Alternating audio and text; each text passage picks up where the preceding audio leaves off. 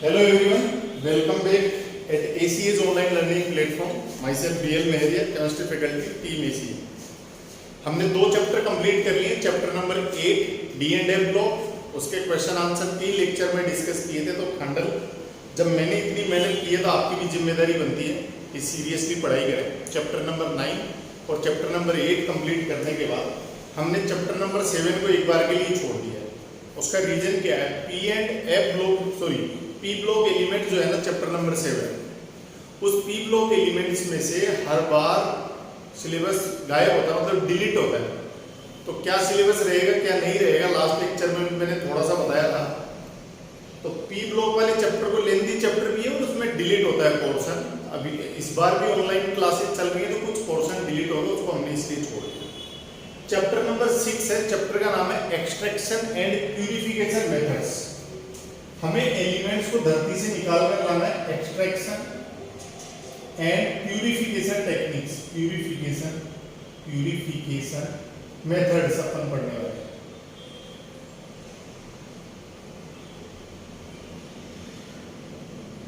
होता क्या है? एक्सट्रैक्शन एंड प्यूरिफिकेशन मेथड्स को हम मेटलर्जी भी बोलते हैं. मेटलर्जी क्या होता है? इस प्रोसेस को समझते हैं अपन कि मेटलर्जी होता क्या है. What is metallurgy? होता क्या है खंडल कि जैसे मेरे को विंडो बनानी है, नया मकान बना रहा हूँ मान लो, तो उसके लिए मुझे विंडो चाहिए, खिड़की बनवानी है. और खिड़की के जो फ्रेम बनेगा ये किसका बनेगा? आयरन का बनेगा, Fe. अब आयरन कहाँ मिलेगा? आप कहोगे दुकान पे. दुकान वाला कहाँ से लाएगा? बोले इंडस्ट्री से. इंडस्ट्री कहाँ से लाएगी? और बड़ी इंडस्ट्री से. और बड़ी इंडस्ट्री कहां से लाएगी? तो ये आयरन आएगा कहां से? आयरन क्या होता है कि हमारी जो भी अर्थ सरफेस होती है, पुराने लोग ऐसा कहते थे कि बहुत समय पहले धरती उथल पुथल हो गई थी, तो जितने भी प्लांट्स हैं, एनिमल्स थे, वो धरती के पेट में समा गए, इस अर्थ क्रस्ट में चले गए. यहां पर टेम्परेचर और प्रेशर दोनों आई है. टेम्परेचर भी हाई है और प्रेशर भी हाई है, दोनों के दोनों हाई है. हाई टेम्परेचर और प्रेशर पर ये कोल, पेट्रोलियम और मेटल्स में कन्वर्ट हो गए. तो मुझे आयरन लाना था, आयरन जिसके लिए मुझे खिड़की का फ्रेम बनवाना है, विंडो का फ्रेम बनवाना है. तो मैं सबसे पहले क्या करूंगा? सबसे पहले एक नेचुरल सब्सटेंस बाहर निकाल कर लाऊंगा. जो भी पहला नेचुरल सब्सटेंस बाहर निकाल कर लाया जाता है दैट इज कॉल्ड मिनरल. इसको हम कहते हैं मिनरल. नोट्स में सबसे पहली डेफिनेशन ही आपको मिनरल की मिलेगी. What is mineral? Mineral is the first natural substance which is extracted from the earth crust. धरती की कोख से, धरती के पेट से जो पहला नेचुरल सब्सटेंस हम लेकर आते हैं उसको क्या कहते हैं? मिनरल कहते हैं. अब चेक करेंगे कि ये जो मिनरल है इसमें हम जो मेटल फाउंड करना चाह रहे हैं, गेट करना चाह रहे हैं, वो मेटल है या नहीं. यानी चेक किया जाएगा कि इसमें सफिशिएंट अमाउंट में मेटल है कि नहीं है. यदि सफिशिएंट अमाउंट में मेटल है और सफिशिएंट अमाउंट में मेटल नहीं है, दो केस हो सकते हैं. यदि सफिशिएंट अमाउंट में मेटल है, ऐसे मिनरल को कहा जाता है ओर. तो ओर क्या होते हैं? Ore is that mineral which contains sufficient amount of metal. और ऐसे मिनरल होते हैं जिनमें सफिशिएंट मेटल होती है. यानी मिनरल में मेटल है तो वो ओर कहलाएगा. मिनरल में मेटल ही नहीं है तो वो कूड़ा कचरा है, उसको अपन फेंक देंगे, कुछ भी नहीं बोलेंगे. मेटलर्जी क्या होती है? Metallurgy is the process to extract the metal in the scientific way और in the such technical way so that this process could make a profitable process. देखो होता क्या है, अर्थ क्रस्ट के नीचे से कोई सब्सटेंस निकाल कर हम लाए, उससे गंदगी अलग करेंगे, मेटल ऑब्टेन करके मार्केट में बेचेंगे, हमें प्रॉफिट होना चाहिए, वरना तो ऐसा काम ही क्यों करेंगे अपन. तो 4 साल की बीटेक होती है, मेटलर्जी ब्रांच होती है. इसमें बच्चे क्या करते हैं? इसको सीखते हैं, बीटेक करते हैं, 4 साल उन तरीकों को पढ़ते हैं, 4 इयर्स उन तरीकों को पढ़ते हैं जिससे इस मिनरल को हम बाहर निकाल कर लाएं. कौन कौन से तरीकों से हम कॉस्ट को कम करें और प्रॉफिट को बढ़ाएं. कहीं ना कहीं केमिकल इंजीनियरिंग जैसा सब्जेक्ट है, यानी केमिस्ट्री इसमें इन्वॉल्व होती है. इसमें थर्मोडायनेमिक्स, इक्विलिब्रियम वगैरह इन्वॉल्व हो जाती है आगे चलकर। यानी पूरे 4 साल में बीटेक में बच्चे ये सीखते हैं कि हम कौन कौन से मेथड्स को ऑप्ट करें अपनाएं ताकि इसकी जो कॉस्टिंग है वो कम आ सके। तो बात करते हैं मिनरल पर। Mineral is that natural substance which is extracted from the earth crust. धरती की क्रस्ट से निकाल कर लाया गया पहला नेचुरल सब्सटेंस मिनरल कहलाता है। और क्या होता है? और is that mineral which contains sufficient amount of metal in it. अब कितनी सफिशिएंट सर? इतनी सफिशिएंट कि उसको साइंटिफिक और टेक्निकल वे में एक्सट्रैक्ट करने पर हमें प्रॉफिट होना चाहिए। ऐसी मेटलर्जिकल प्रोसेस प्रॉफिटेबल बन जानी चाहिए। अब पूरा का पूरा जो फ्लो चार्ट है सर, पूरा का पूरा जो फ्लो चार्ट है वो बनवाते हैं। पहले इसको समझ लीजिए कि मिनरल में मेटल है तो और है, और के साथ कुछ इंप्यूरिटी अटैच्ड होती है सर, और गंदगी के साथ प्रेजेंट होता है, और उस इंप्यूरिटी को क्या कहते हैं? गेंग कहते हैं। GANGUE, गेंग। तो 3 डेफिनेशन मिलेगी। सबसे पहले मेटलर्जी का मिलेगा, मिनरल का मिलेगा, और का मिलेगा, फिर गेंग का मिलेगा। गेंग को हम मैट्रिक्स भी कहते हैं। गेंग का दूसरा नाम मैट्रिक्स भी होता है। तो गेंग किसको बोलते हैं? किसी और के साथ अटैच जितनी भी इंप्यूरिटीज होती है उसको क्या बोला जाता है? गेंग बोला जाता है। गेंग यानी होती है गंदगी। समाज में भी कई तरह की गेंग बनी रहती है। बाइक खरीदेंगे, बाल उड़ाएंगे अपन, और इस तरह से मोहल्ले में 8-10 बच्चों की गेंग बन जाती है। तो गेंग उस मोहल्ले की क्या होती है? कांडल गंदगी होती है, इंप्यूरिटी होती है। तो gangue is what? Impurities attached with the ore is called gangue. अब हम क्या करते हैं? हमें धरती के कोक से लेकर मार्केट तक सेल करने का जो मेटल है उसमें कौन कौन से प्रोसेस अपनाते हैं अपन, इसके लिए हम 3 प्रोसेस इस्तेमाल करते हैं। जो पहला प्रोसेस है उसको हम कहते हैं concentration of ore. Concentration of ore. Ore का हम कंसंट्रेशन करते हैं। कंसंट्रेशन को ड्रेसिंग ऑफ ओर भी कहते हैं। हमारे जब कभी घाव हो जाता है, बाउंड होता है, घाव होता है, तो उसकी ड्रेसिंग करते हैं। पर बाउंड के चारों ओर जितने जर्म्स और इंप्यूरिटीज वगैरह है उनको हम हटाने का, क्लीन करने का काम करते हैं। हमारा पहला प्रोसेस भी कुछ इसी तरह का है। पहले प्रोसेस में क्या करते हैं हम? इम्प्योर ओर जो होता है हमारा, इम्प्योर ओर जो है, अशुद्ध ओर जो है सर, उसको हम प्योर ओर में कन्वर्ट करते हैं।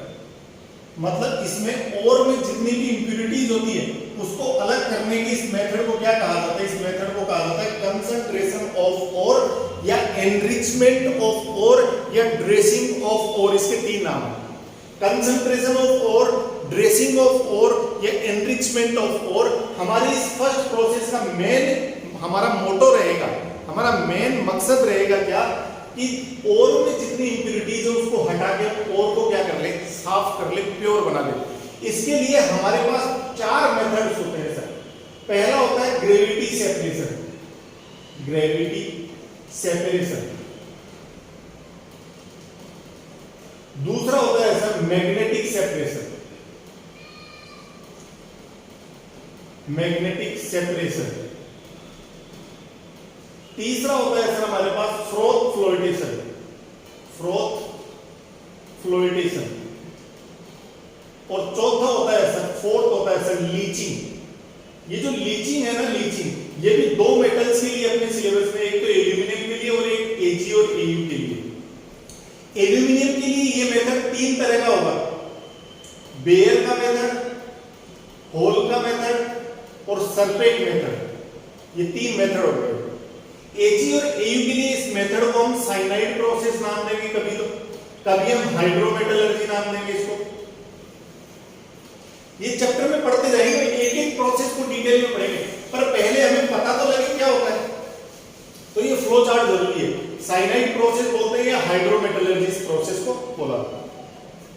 अब पहली प्रोसेस में क्या हो गया? और जो है वो इम्प्योर ओर से प्योर ओर में कन्वर्ट हो गया। अब इस प्योर ओर को हम कन्वर्ट करेंगे, सेकंड में प्योर ओर को कन्वर्ट करेंगे सबसे पहले मेटल के ऑक्साइड में। जिस मेटल का वो ओर होता है उसके ऑक्साइड में कन्वर्ट करेंगे।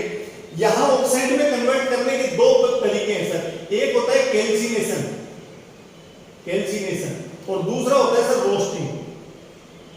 एक ऑक्सीजन की प्रेजेंस में होता है, एक ऑक्सीजन की एब्सेंस में होता है। कैल्सिनेशन और रोस्टिंग से हम प्योर ओर को मेटल के ऑक्साइड में कन्वर्ट करते हैं। उसके बाद मेटल के ऑक्साइड को हम मेटल में कन्वर्ट करते हैं सर। यहां पर मेटल के ऑक्साइड को मेटल में कन्वर्ट करने के लिए हमें मेथड को फॉलो करना पड़ता है। उस मेथड का नाम होता है रिडक्शन मेथड। यहां रिडक्शन मेथड 4 इस्तेमाल किए जाते हैं सर। इस पूरे चैप्टर में पढ़ेंगे अपन 4 इस्तेमाल करेंगे। पहला जो रिडक्शन मेथड है उसको हम बोलेंगे स्मेल्टिंग। दूसरा जो रिडक्शन मेथड है उसको हम बोलेंगे एल्यूमिनोथर्मिक रिडक्शन। तीसरा जो मेथड है उसको हम बोलेंगे ऑटो रिडक्शन। और चौथा जो मेथड है उसको हम बोलेंगे इलेक्ट्रोलिटिक रिडक्शन। हमें किस मेटल के ऑक्साइड के लिए कौन सा रिड्यूसिंग एजेंट यानी कौन सा प्रोसेस इस्तेमाल करना है, इसके लिए यहां हेल्प ली जाएगी इलिंगम डायग्राम की। ईडी क्या है? ईडी है sir Ellingham diagram. Ellingham diagram, what is Ellingham diagram? Chapter पढ़ेंगे तब बताएंगे। Ellingham diagram helps us to select the reducing agent. कौन सा रिड्यूसिंग एजेंट यानी चारों में से कौन सा प्रोसेस यूज करना होता है मेटल ऑक्साइड को मेटल में कन्वर्ट करने के लिए, उसके लिए हम एक डायग्राम की हेल्प लेंगे, that will be called Ellingham diagram. तो पहला प्रोसेस हो गया इंप्योर मेटल को, इंप्योर ओर से जितनी इंप्योरिटी उनको धो दिया अपन ने, साफ कर दिया। फिर वो जो ओर है ना प्योर ओर, उसको मेटल के ऑक्साइड में कन्वर्ट करेंगे कैल्सिनेशन रोस्टिंग से। फिर मेटल का जो ऑक्साइड है ना उसका रिडक्शन करेंगे, मेटल लेंगे। लेकिन ये मेटल पूरी तरह प्योर नहीं है, अभी मेटल कैसी है? ये इम्प्योर मेटल है सर। तो इसको तीसरे प्रोसेस पर लेकर चलेंगे सर। और जो थर्ड प्रोसेस रहेगा अपना तीसरा प्रोसेस, उसको बोलेंगे अपन प्यूरिफिकेशन मेथड। इस प्यूरिफिकेशन मेथड में क्या होगा सर? इस प्यूरिफिकेशन मेथड में इम्प्योर मेटल जो है सर, इम्प्योर मेटल जो है वो पूरी तरह क्या हो जाएगी? वो पूरी तरह प्योर मेटल में कन्वर्ट हो जाएगी। यानी इम्प्योर मेटल प्योर मेटल में कन्वर्ट करने के इस मेथड को क्या बोलेंगे अपन? प्यूरिफिकेशन। यहां प्यूरिफिकेशन में कौन कौन से मेथड काम में लेंगे? एक लेंगे सर डिस्टिलेशन, दूसरा लेंगे सर लिक्विडेशन, तीसरा प्रोसेस जो काम में लेंगे वो लेंगे अपन sir mould process, mould process, sorry zone refining. तीसरा लेंगे जॉन रिफाइनिंग, चौथा लेंगे vapour phase refining, vapour phase refining. ये जो वेपर फेज रिफाइनिंग होगा ये दो टाइप से होगा। वेपर फेज रिफाइनिंग दो टाइप का होता है। पहला होता है मोल्ड प्रोसेस और दूसरा होता है बोन आर्किल प्रोसेस, बोन आर्किल प्रोसेस। इसके बाद अपन काम में लेंगे क्रोमेटोग्राफी, इसके बाद अपन काम में लेंगे पोलिंग। ये डिफरेंट टेक्निक्स अपन यूज करेंगे और डिफरेंट टेक्निक से हम इम्प्योर मेटल को क्या कन्वर्ट कर देंगे? Pure. This is the whole flow chart to extract the metal from the earth crust and to clean the metal to sold out in the market profitably। यानी धरती के crust से हम metal को एक्सट्रैक्ट करके गंदगी वंदगी हटा के मेटल को मेटल के ऑक्साइड में कन्वर्ट करके रिड्यूस करके इंप्योर मेटल को साफ करके मार्केट में बेचने तक की इस पूरी प्रोसेस को अपन डिटेल में पढ़ेंगे।